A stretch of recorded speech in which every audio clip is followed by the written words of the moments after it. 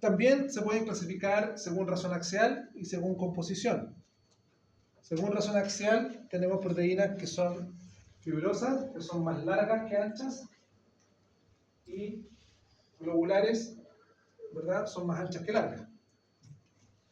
En el caso de las proteínas fibrosas, las más importantes son el colágeno, la elastina y la queratina, como veíamos recién, que son proteínas de tejido conectivo. Y en el caso de las globulares tenemos muchas que las vamos a ir viendo ahora. Y desde el punto de vista de composición, tenemos proteínas que están compuestas solo por aminoácidos, ¿ya?, y otras proteínas que se denominan proteínas conjugadas, que están compuestas por aminoácidos más algún componente no proteico. Por ejemplo, fósforo.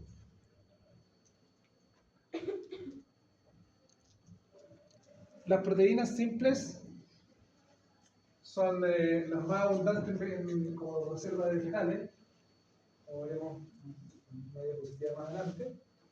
Tenemos albúminas de las vegetales, albúminas de la sangre, albúminas del huevo, globulinas de vegetales, globulinas, por ejemplo, los anticuerpos, estos son globulinas, gluteninas, que son proteínas de gluten, de cereales muchas veces, como ven, prolaminas, que son proteínas de dos aminoácidos generalmente, proteína y ácido glutámico, de bastante baja calidad por lo más. Tenemos proteínas nucleares, como la histona, también algunas proteínas de tejido conectivo, como veíamos, colágeno, queratina y elastina, son proteínas simples. Relacionado a esto con los alimentos, ustedes pueden apreciar acá, como por ejemplo, en la soya, la principal proteína es una globulina.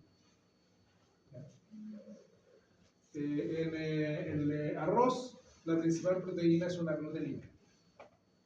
Toman el nombre muchas veces del vegetal, por ejemplo, en el caso de la soya y del maíz es oriceína. En el caso del maíz, la principal proteína es la ceína, que es una prolamina, bastante baja calidad aminoácidica.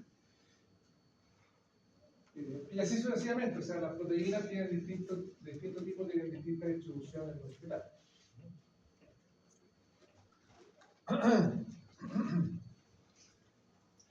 Del punto de vista de las proteínas, también tenemos albúminas en el organismo animal, como la lactoalbúmina, que es la de la leche, lactoglobulina también. Tenemos proteínas musculares, ¿verdad? Y las proteínas conjugadas, que son aquellas en las cuales, además de aminoácidos, tienen un componente no aminoácido. Las nucleoproteínas se consideran los ácidos nucleicos, nucleoproteínas. La fosfoproteína, por ejemplo, la caseína es una fosfoproteína, que tiene fósforo. Metaloproteínas, hay varias, está la misma hemoglobina, es una metaloproteína, los citocromos son metaloproteínas. Las lipoproteínas, esas las deben recordar ustedes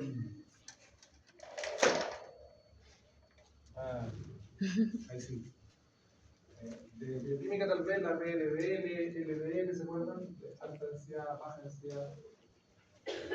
Las flavoproteínas, por riboflavina, vitamina, por ejemplo, en la flavina mononucleótido, el FAT, flavina de nucleótido, ¿se acuerdan? FAT-FAH, que tienen que ver con los sistemas de óxido-reducción, entregan y aceptan hidrógeno. Glicoproteínas, que tienen además carbohidratos como grupo prostético, ahí tienen, por ejemplo, la hormona luteinizante. Aquí tienen las caseínas, esta es una alfa-caseína, se ve muy bonita la microscopía, ahí está suspendida en la leche. Hay varias caseínas, como una sola. Bien. Entonces ahora podemos ir a lo particular. Las proteínas están compuestas por aminoácidos. O sea, uno no puede no estudiar proteínas si no estudia aminoácidos. Los aminoácidos tienen un carbono central con un átomo de hidrógeno, un grupo carboxílico ácido y un grupo amino básico. Acá está. grupo carboxílico ácido, grupo amino básico y un átomo de hidrógeno. Y el resto son radicales. ¿Ya?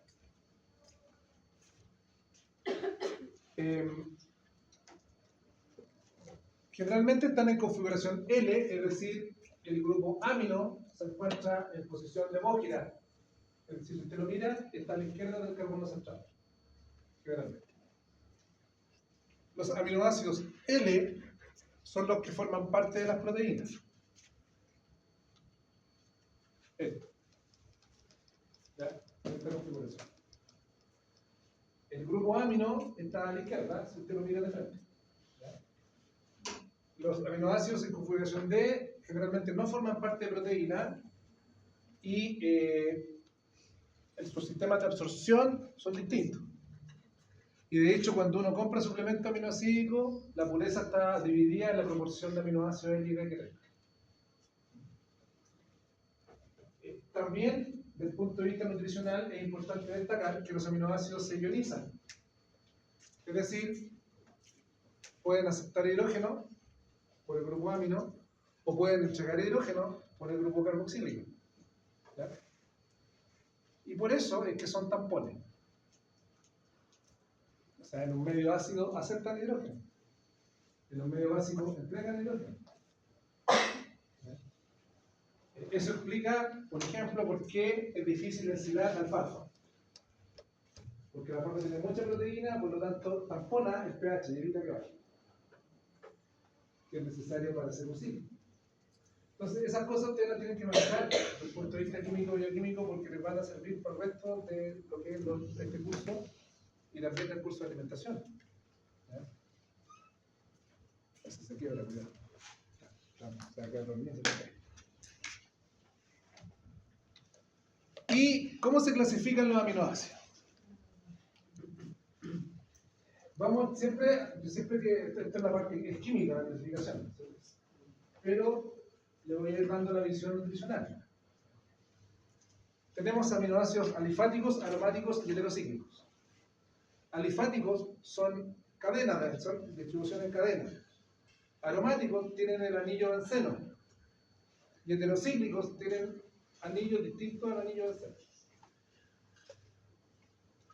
Los alifáticos pueden ser neutros, ácidos o básicos. ¿Ya?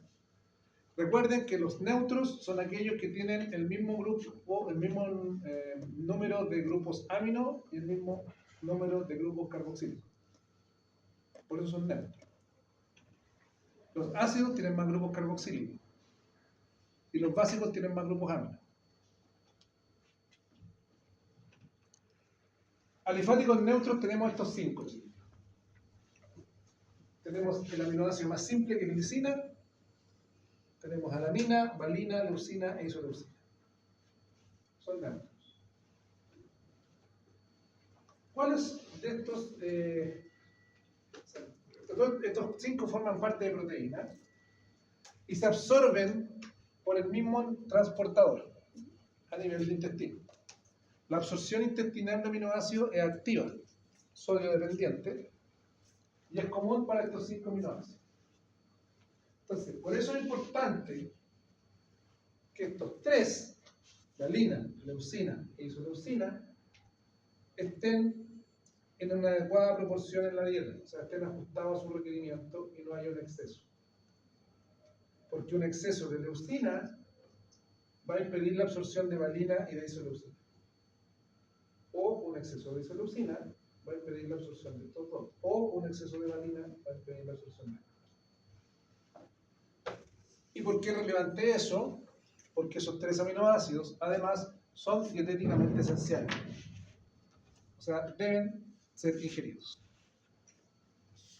Con glicina y alanina no importan, porque no son dietéticamente esenciales.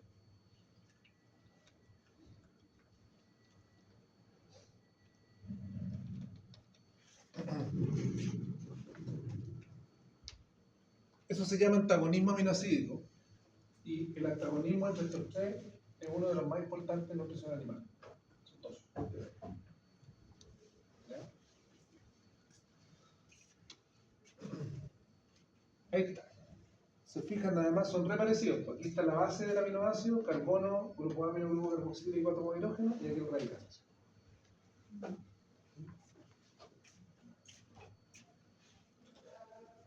Estos son neutros azufrados. Estos, ¿qué grasa tienen? Bueno, tienen azul. Los sintetizamos, metionina no la sintetizamos. No tenemos esa capacidad. Cisteína se puede sintetizar desde metionina. Por lo tanto, metionina es dietéticamente esencial, ¿ya? Y cisteína, ¿verdad?, es semi-esencial. Más o menos un 50% del requerimiento de cisteína puede ser sintetizado desde metionina. El problema es que metionina es escaso y es dietéticamente esencial. Entonces, generalmente se da cisteína en la dieta para evitar que la metionina se degrade a cisteína. También está este otro que es cisteína, que son dos cisteínas, uno es por un puente disulfuro, que también puede estar así en la dieta. Forma parte del colágeno. Así.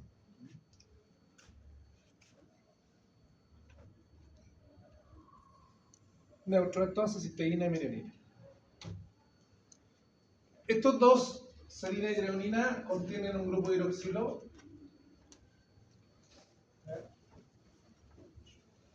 Son neutros que contienen un grupo de hidroxilo. El más importante de esto es treonina, que es dietéticamente esencial y muy requerido en aves. Serina y treonina. Tenemos alifáticos ácidos, que es el ácido aspartico, el cubierto de espárrago normal, y el ácido glutámico. Fue el primer aminoácido descubierto, el ácido aspartico. Estos aminoácidos no son dietéticamente esenciales, ¿ya?, pero son muy importantes porque permiten transportar nitrógeno, porque el ácido aspartico y el ácido glutámico pueden aceptar nitrógeno y convertirse en asparragina y glutamina. Debe sonar la glutamina. Muy importante para el glutatión como antioxidante, ¿ya? Y participan en el transporte de nitrógeno en el organismo. También el nitrógeno al ciclo de la urea.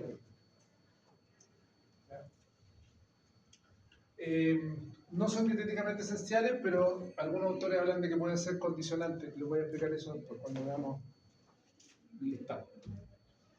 Y tenemos aminoácidos básicos, que son dos, arginina y lisina. Hidroxilisina es muy parecido a la lisina con un grupo de hidroxilo, que es el principal aminoácido constituyente del colágeno. Estos dos son muy relevantes, chicos.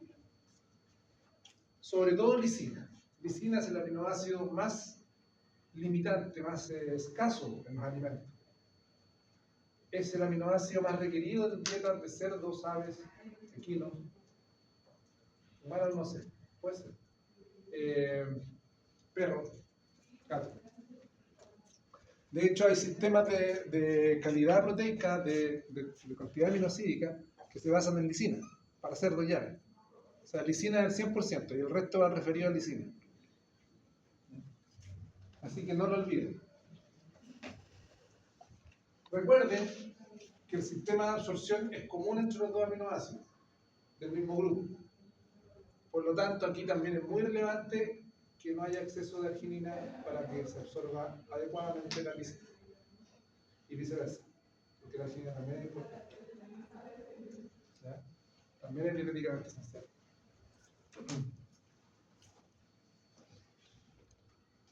Lisina y arginina.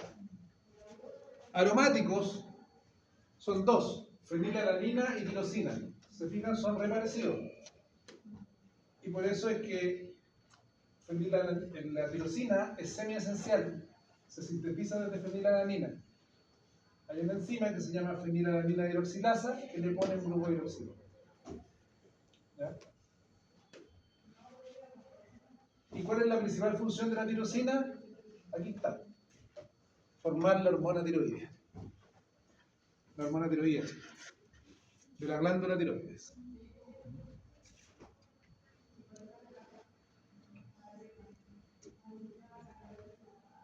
Se fijan que son muy parecidos, la diferencia está en el grupo.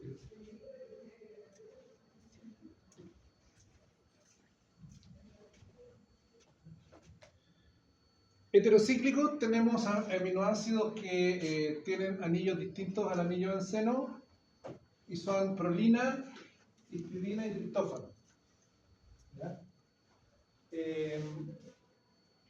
Relevante el triptófano, sintéticamente esencial. ¿Ya? Y la hidroxiprolina es derivada de la prolina y tiene un grupo hidroxilo acá, versus la prolina, que también es relevante en el colágeno.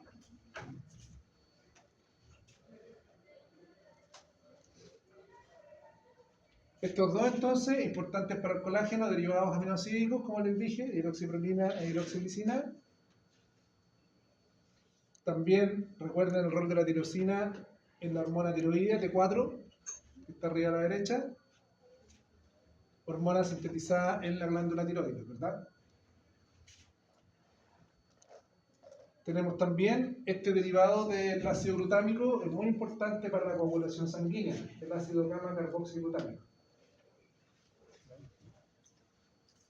¿Qué es lo que hace el gamma-carboxiglutámico? Permite la regeneración de la vitamina K para que cumpla su función en la coagulación, que la vamos a ver cuando veamos vitamina. Por el momento, esto es importante, ¿cierto? Lo que hace el ácido glutámico permite que la vitamina K se regenere y funcione dentro de la coagulación.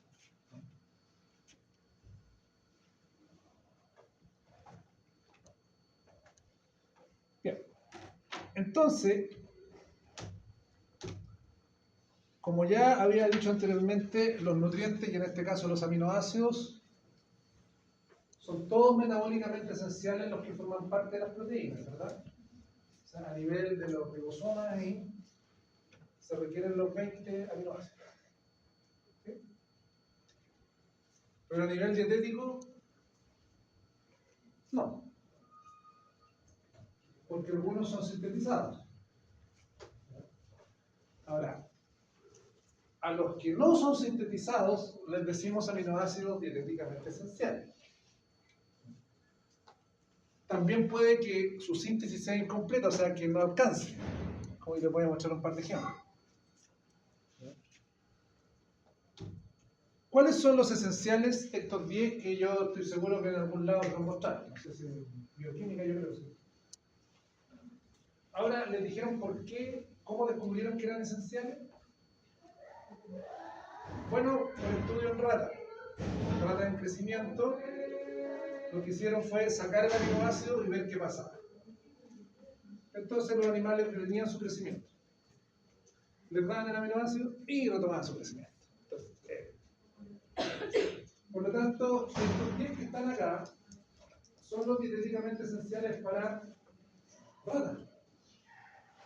Entonces, ¿hay alguna diferencia entre especies que vamos viendo? Histidina, metionina, arginina, treonina, triptófano, isoleucina, leucina, lisina, valina y fenilalanina.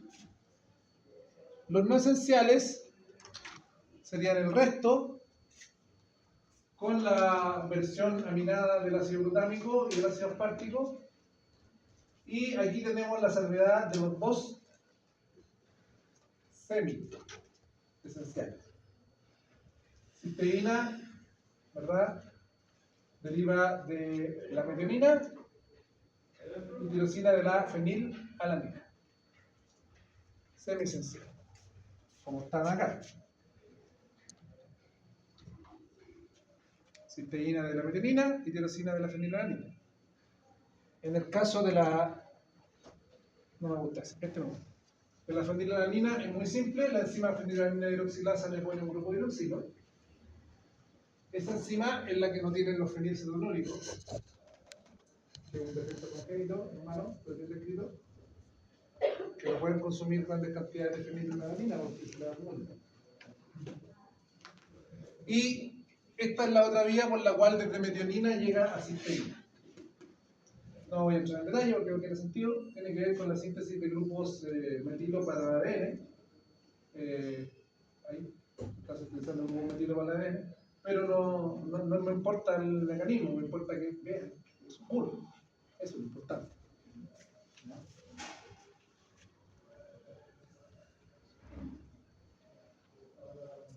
Y también agregamos la taurina, que no hemos hablado de ella, porque no está en ningún grupo. Es bien rara la taurina. No es esencial para la mayoría de las especies, salvo para gatos, felinos. Y tampoco está en las proteínas. Tampoco está en más enlaces peptídicos, les voy a mostrar por qué. Este cuadro resumen, chiquillos, lo saqué del libro, uno de los libros que les dejé, el Smart Animal Clinical Nutrition, que es de perro, de gato. Y este cuadro lo encuentro sensacional, porque fíjense arriba tienen el aminoácido, la alanina, la estructura química, la abreviatura que ocupan, la abreviatura de 3 letras y de 1 letra, hay abreviatura de 3 letras y de 1 letra. Les dice qué tipo de aminoácido es y si es esencial o no. Está súper. Así que en el libro está, y luego en la presentación. Por ejemplo, está la cisteína, que dice acá azufrado, no esencial, pero puede ser entregada hasta un 50% de metionina. Ser esencial. No sé, puede ser leucina, aminoácido ramificado.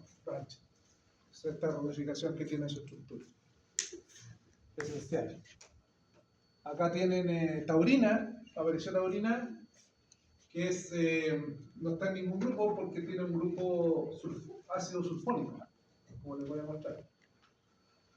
Es esencial para gatos y esto no, posiblemente condicionante para perros. Hay una clasificación nueva ahora de aminoácidos que se llama aminoácido condicionante. Eso no se las voy a mencionar, que es un aminoácido que no es esencial, pero que se vuelve esencial en ciertas condiciones. Por ejemplo, individuos que sufren quemaduras de más del 30% del cuerpo, hay que darle taurina.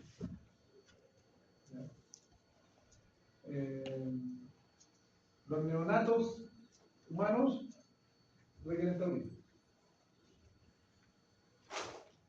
Vuelve condicionante en ciertas condiciones, se vuelve esencial. Eso es. ¿Ya? Y esta es la taurina. Como pueden ver, ¿dónde está el grupo carboxílico? ¿Dónde está? No tiene. Tiene, como dice acá, un grupo ácido sulfónico. El oso. De hecho, la Asociación Americana de Oficiales de Control de Alimentos, que establece requerimientos para perro y gato, lo clasifica como vitamina. Para que sepan. No como aminoácido. Es muy importante, no están proteínas, pero es muy importante en el sistema nervioso central, en la retina, en el músculo cardíaco, en el notrópico cardíaco. Y por eso es que su deficiencia, más o menos luego de 6 meses, causa atrofia de retina, causa cardiomiopatía dilatada, falla cardíaca, ¿ya? Lo cual se reportó en gatos como a inicios de los 70, más o menos finales de los 60 del siglo pasado, cuando se le empezó a dar alimentos comerciales a los gatos. Y claro, los gatos empezaron a comer eso nomás y la cosa no tenía taurina. Porque además la taurina se degrada mucho con la temperatura y con el almacenaje. Entonces ahí se dieron cuenta porque empezaron a aparecer estas cosas en los gatos y hubo que empezar a agregarle taurina. Y ahora todos los alimentos tienen taurina. Agregada, digamos.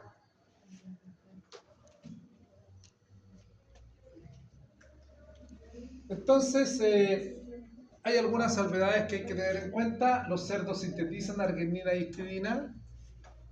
Por lo tanto, la histidina en cerdos adultos no es esencial. Los pollos necesitan glicina cuando están en crecimiento, porque tienen una actividad de síntesis del plumaje. Y en el caso de los rumiantes, chiquillos, el concepto del rumiante es distinto porque los rumiantes no requieren aminoácidos, requieren nitrógeno y carbohidratos. Es interesante. Porque la flora lo sintetiza todo. Un rumiante silvestre o que está, no sé, hay un camello en el altiplano, puede vivir con nitrógeno y carbohidratos. Ahora, no es lo mismo una vaca lechera que está produciendo 50, 60 litros diarios o más. Ahí empieza a requerir aminoácidos. Partiendo por esto, metionina, treonina, triptófano. Lisina también. Ahora, el problema es que recuerden lo que pasa cuando le dan aminoácidos a un rumiante. ¿Qué ocurre en el rumen? ¿Qué hace la flora? La degrada. Ese aminoácido a nitrógeno y esqueleto carbonado y luego sintetiza proteína microbial. Entonces, lo que se busca en rumiante, que vamos viendo en el curso de este curso y del otro, o más el otro, es dar proteína bypass en rumiante. Proteína que resiste la fermentación ruminal y llega al abomaso. En el abomaso es degradada por la pepsina, como decía su compañero, y después las enzimas del páncreas, y los aminoácidos llegan a la sangre intactos, o sea, no fueron degradados por la flora. Esa es la gracia. ¿Ya? Y llegan a la glándula mamaria. Por eso se ocupó por mucho tiempo harina de pescado del bovino, o harina de sangre también, porque tenían un alto bypass, o sea, mucho de esa proteína pasaba, ¿no?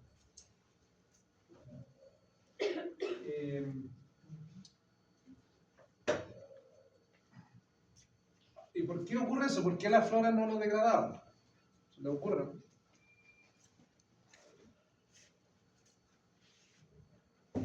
¿No? Porque las vacas no comen pescado. ¿O carne? No, no comen carne. O sea, la flora no evolucionó comiendo esas cosas, por lo tanto las enzimas no degradan, son proteínas. Es bien simple prácticamente. Bueno, ahora harina de sangre ya no se puede ocupar por un tema de encefalitis espongiforme, de enfermedades como la vaca loca, ese tipo de cosas. Y la harina de pescado por costo. Por lo tanto, ocupan harta soya, si tienen un bypass medio, poroto, soya.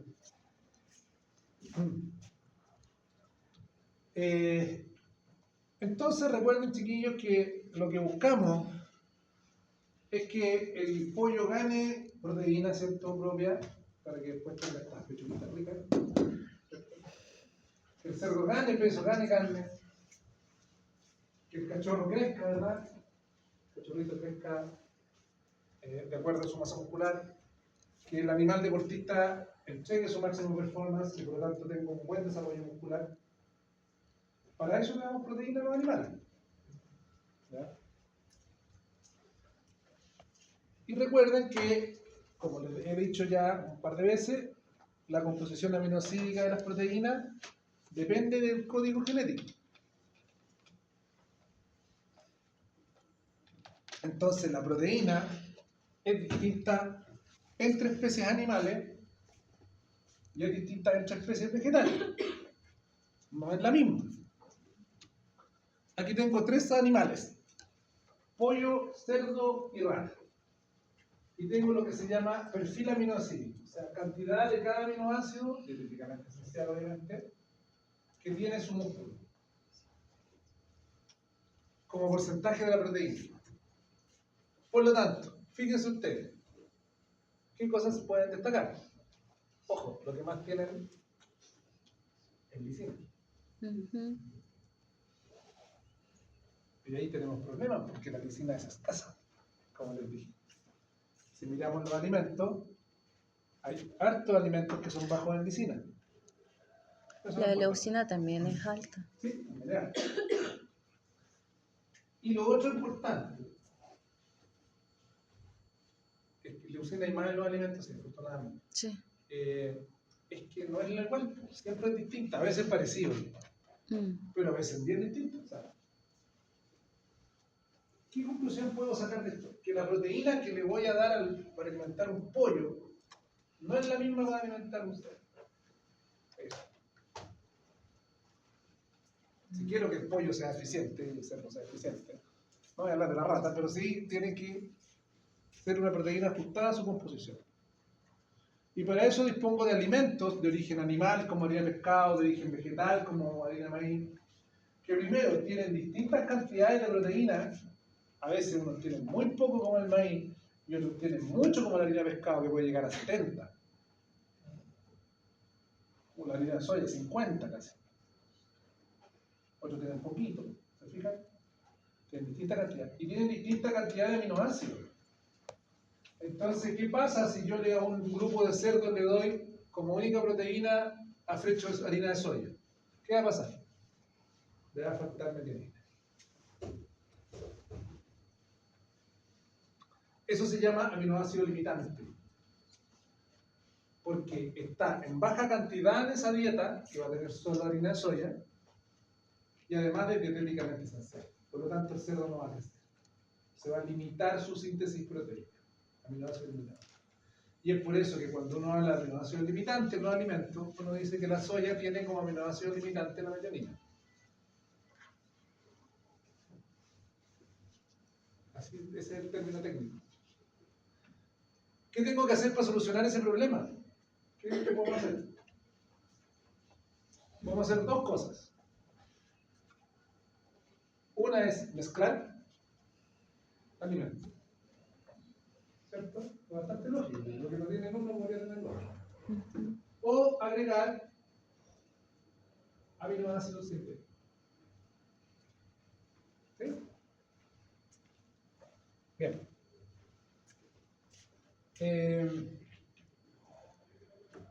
Los animales requieren aminoácidos, requieren y también proteínas, los otros también para sintetizar los no esenciales, ¿cierto? Pero principalmente requieren aminoácidos esenciales, eso es lo que requieren. Los requerimientos son distintos entre especies, claramente. ¿Ya? Esto por el modelo digestivo, porque resulta que los rumiantes son prácticamente independientes, por todo lo que hemos hablado de su capacidad de síntesis. Los monogástricos son completamente dependientes de la dieta, y los de modelo secal son medianamente dependientes. ¿De qué van a depender el modelo secal? ¿Cuál es el factor que creen ustedes que es importante para que el modelo secal aproveche la proteína o no, o los aminoácidos que se utilizan en el intestino grueso? El problema está en que la síntesis proteica en el intestino grueso genera esa proteína, pero esa proteína se va por fecas. No es absorbida, porque es de alto peso molecular. Entonces en el equino se pierde. Pero hay otras especies como los lagomorfos, los conejos, los lagomorfos, que se comen la caca, se comen el proteín de la mañana y ahí reciclan la proteína. De hecho, eso se llama pseudorrumia. Entonces, de eso depende si son dependientes o no. El equino es prácticamente dependiente. Los lagomorfos son más independientes. También los requerimientos, entonces, además del modelo, dependen de la especie. Acá tenemos ratas, pollos, cerdos y peces, ¿cierto? Son todos monogástricos. ¿Cuál requiere más proteína, más aminoácidos? Y más proteína. Ahí están los requerimientos de proteína abajo. ¿Los peces? Los peces, porque son peces carnívoros en este caso. Salmones. Fíjense, requerimientos del doble, más del doble que el resto de las especies. Y también más aminoácidos. Porque son carnívoros, su metabolismo es carnívoro, o sea, está adaptado a consumir grandes cantidades de proteína. Y con eso genera energía, con la proteína.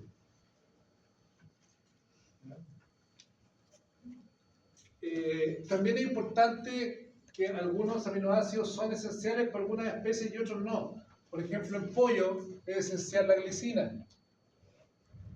para apoyo en crecimiento sobre todo, que no es esencial ni para cerdos ni para peces, ni para humanos. Y en el caso de los humanos, fíjense en la histidina. Un adulto, un niño, requiere 33 miligramos por kilo de peso al día de histidina. Pero el adulto ya no requiere. No. Por el crecimiento lo requiere Exacto, más el niño. porque el niño lo requiere para sintetizar y renovar su tejido proteico. En cambio, el humano solo es para renovar. Por lo tanto, el requerimiento es menor. La especie, fíjense, además se suma la taurina en los gatos.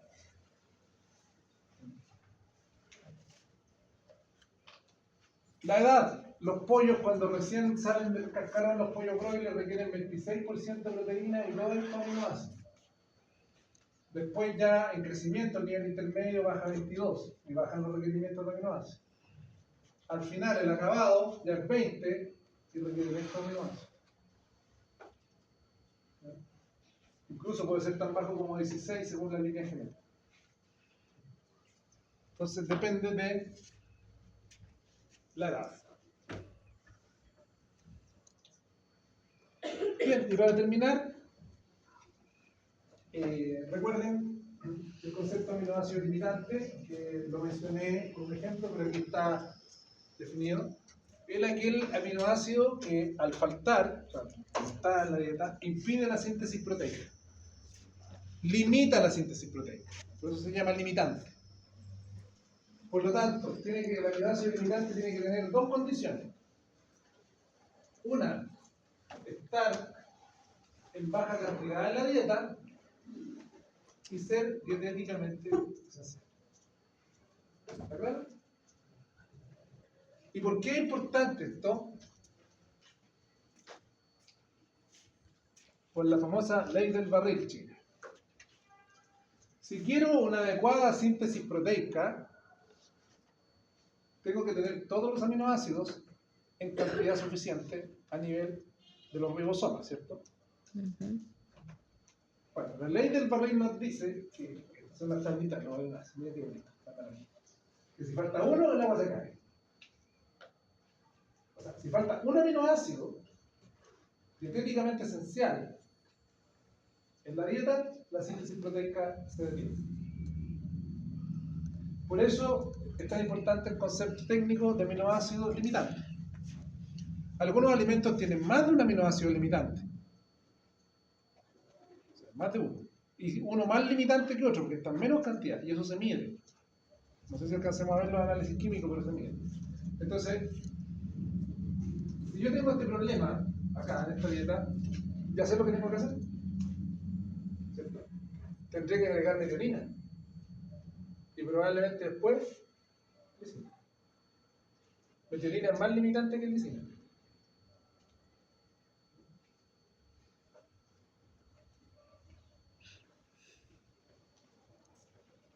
Bien, chiquillos. Hasta aquí llegamos. ¿Se anotaron todos? Ya, qué bueno. Sección 2, ¿verdad?